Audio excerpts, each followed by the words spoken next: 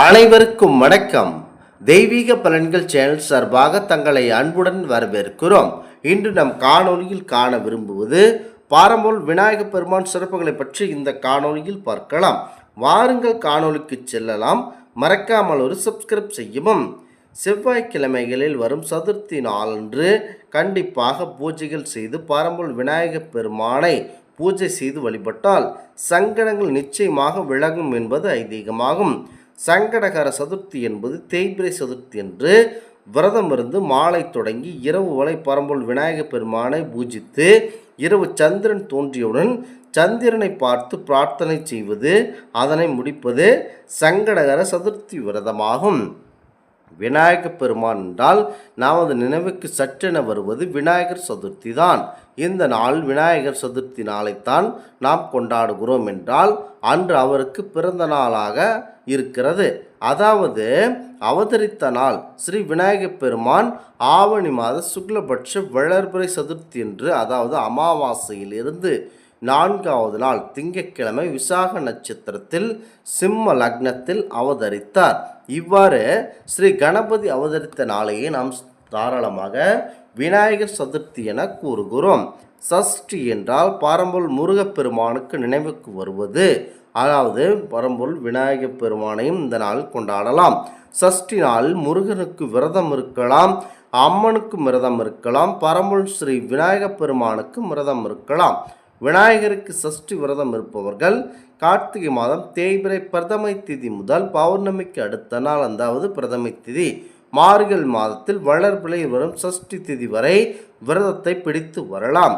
வெள்ளிக்கிழமை விரதம் இருந்து பரம்பொருள் விநாயகப் பெருமானை வழிபட்டு வர செல்வம் கொள்ளிக்கும். ஆடி மாதம், தை மாதம், வளர்பிறை வெள்ளிக்கிழமையில் இந்த பூஜையை செய்யலாம். முக்கியமாக ஆவணி மாதத்திலும் இந்த பூஜையை செய்யலாம். வெள்ளிக்கிழமை அதிகாலையில் எழுந்து எண்ணெய் தேய்த்து குளித்து தூய ஆடை அணிந்து பூஜை அறையில் தீபத்திற்கு முன்னால் வடக்கே நுனி இழுக்குமாறு வாழை இலை போட்டு அதில் நெல் பரப்பி அந்த நெல்லின் மீது சாணம் பிள்ளையார் வைத்து சாணம் மீது அருகு வைத்து மஞ்சள் குங்குமத்தால் அலங்கரித்து செவ்வரளி அல்லது செம்பருத்தி பூவால் பூஜை செய்ய வேண்டும். நிவேதன பொருட்களாக சுண்டல், கொழுக்கட்டை வைக்கலாம். இவ்வாறு வெள்ளிக்கிழமை பூஜை முறையை வாழையடி வாழையாக குலப்பெண்கள் தொடர குடும்பத்தில் மகிழ்ச்சி பொங்குவதோடு வறுமை கண்டிப்பாக யாரையும் மாட்டாது. சங்கடகர சதுர்த்தி விரதத்தை மாசி மாதத்தில் செவ்வாய்க்கிழமை ஒன்று வரும் சதுர்த்தி திதியிலிருந்து ஆரம்பித்தால் கண்டிப்பாக பரம்பொருள் விநாயகப் பெருமானின் அருளை பெற முடியும் என்பது ஐதீகமாகும். சூரியன் மறைவிற்கு பிறகு, அதாவது சந்திரன் உதயத்தில் பூஜையை ஆரம்பிக்க வேண்டும். சங்கடகர விநாயகரின் முதல் மந்திரம், தியான ஸ்லோகம் இவற்றை பக்தியுடன் மக்கள் தியானித்து சந்திர பகவானை மனதால் நினைத்து வழிபட்டு வர தீப ஒளி காட்டி ஆராதனை செய்யவும். அன்று ஏழைகளுக்கு ஒரு பிடி அன்னமேனும் தானம் செய்ய வேண்டும். அன்று இரவு கண் விழிப்பது சாலச் சிறந்தது. ஏழரை சனி பாதிப்பு உள்ளவர்கள் இந்த விரதத்தை மேற்கொண்டு வன்னி மர பூஜையும் செய்தால் ஏழரை சனி பாதிப்புகள் விளக்கப் பெறுவார்கள். இந்த பூஜையை ஒரு குழுவாக கூட தாராளமாக சேர்ந்து செய்யலாம். தை மாதம், ஆடி மாதம் வரும் செவ்வாய்க்கிழமைகளில் இந்த விரதத்தை மேற்கொள்ள வேண்டும். சிலர் ஊர் வழக்கப்படியும் குல வழக்கப்படியும் 4 செவ்வாய், 8 செவ்வாய் என்று பூஜையை கடைப்பிடிப்பர். இப்பூஜையை முன் இரவில் தொடங்கி பின் இரவில் முடிக்க வேண்டும். அதாவது சூரிய உதயத்திற்கு முன்பே முடித்து விட வேண்டும். புளிய இலை, புங்க இலை, அதாவது புங்க இலைகளை கொண்டு சிறிய வீடு போல செய்தல் வேண்டும். கன்று போடாத பசுவின் ஜானத்தை கொண்டு வந்து பிள்ளையார் பிடித்து அந்த வீட்டின் உள்ளே வைக்க வேண்டும். பூஜை பொருட்களான தேங்காய், பழம், வெற்றிலைப்பாக்கு, கொழுக்கட்டை வைத்து விநாயகர் அகவல் படித்து விநாயகர் பூஜையை முடிக்க வேண்டும். பூஜை முடிந்தவுடன் நிவேதன பொருளை பூஜை செய்த பெண்கள் மட்டும் உண்ண வேண்டும். உண்ட பின் புங்க இலை, புளிய இலையால் செய்த குடிலை களைத்துவிட்டு பூஜை செய்த பூஜானம், பிள்ளையார் இவை அனைத்தையும் ஆற்றில் விட வேண்டும். அதனை விட்டு ஆற்றில் நிறை குடத்துடன் தண்ணீர் எடுத்துக்கொண்டு மஞ்சள் குங்குமம் வைத்து வெற்றிலை போட்டுக்கொண்டு மௌனமாக திரும்ப வேண்டும். இவை அனைத்தையும் சூரிய உதயத்திற்குள் செய்துவிட வேண்டும். இந்த பூஜையை குலப்பெண்கள் ஒரு குழுவாக சேர்ந்து செய்யலாம். நிவேதன பொருட்களான அடை, குழுக்கட்டை, அவர்தம், பாக்கு செய்து பூஜையில் ஒன்றாக வைத்து பிரார்த்தித்து கொள்ளலாம். இவ்வாறு செய்தால் பரம்பொருள் விநாயகப் பெருமானின் அருளால் கண்டிப்பாக செல்வ செழிப்புடன் அனைத்து விதமான சகல விதமான செல்வங்களையும் பிரித்து அனைத்தும் உங்களுக்கு நல்லதாகவே நடக்கும்.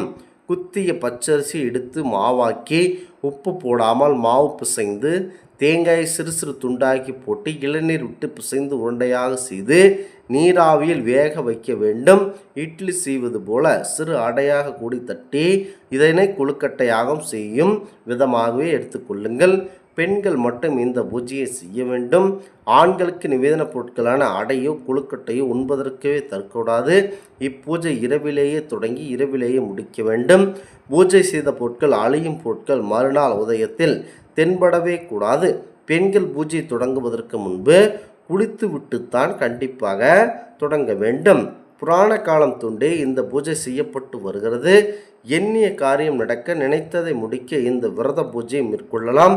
பாண்டவர் தலைவரான தர்மபுத்திரர் இந்த பூஜையை செய்து கணபதியுடைய அருளை பெற்றார். புரட்டாசி மாதத்தில் வரும் வளர்பொழில் சதுர்த்தி திதி என்று இந்த விரத பூஜையை தொடங்கலாம். இந்த பூஜையில் செய்பவர்கள் நோய் நொடியில் இருந்து தப்பி பூரண ஆயுளுடன் வாழ்வார்கள். மிக முக்கியமாக இந்த பூஜையில் 21 மூலிகையில் வஸ்துக்கள் சேர்க்கப்பட வேண்டும். அருகம்புல் முது பிள்ளையாரை எழுந்தருளி செய்து இந்த 21 மூலிகையால் பூஜிக்க வேண்டும். 21 மூலிகை விவரங்கள் மாசி பத்திரம், பிரகதி பத்திரம், பில்வம், துவா, தூத்ராகா, பத்தாரி, அபமார்க்கம், சூதா, கரவீரி, விஷ்ணு கிரந்தி, தாடிமி, தேவதாரு, மருவு, சிந்துவார், ஜாஜ் பத்திரம், கந்தாலை, கலிகம், அக்யம், அட்சயம், அர்ஜுன, அசுபத்திரம் இவை அனைத்தையும் சேர்த்து கொண்டு இந்த பூஜையை தாராளமாக செய்யலாம். கண்டிப்பாக பரம்பொருள் விநாயகப் பெரும் எந்த ஒரு தொழிலையும் எந்த ஒரு பூஜையும் எதை நீங்கள் முதலில் தொடங்க வேண்டும் என நினைக்கிறீர்களோ அந்த பூஜைக்கு பரம்பொருள் விநாயகப் பெருமானை நினைத்து வழிபடுவதே சாலச் சிறந்ததாகும். முழு முதற் கடவுளான பரம்பொருள் விநாயகப் பெருமானை வழிபட்டு வர வீட்டில் இருக்கும் அனைத்து பிரச்சனைகளும் ஒளிந்தே தீரும் என்பது நம்பிக்கையாகும்.